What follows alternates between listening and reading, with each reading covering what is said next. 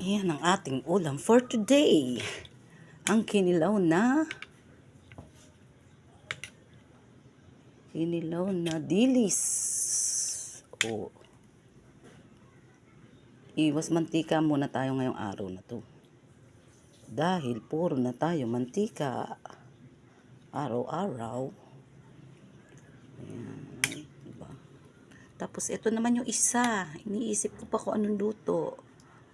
Ayan, paki-comment nyo guys kung ano ang masarap na luto diyan. Pansamantala ay dito muna tayo dahil ito ay luto na kaagad.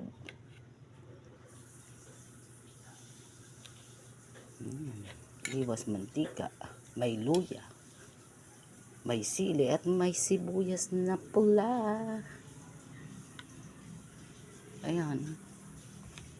Hanggang dito na lang ating video for today at tayo ay kakain na maya-maya. Tayo pwede magmantika ngayon dahil lang manok tayo kahapon.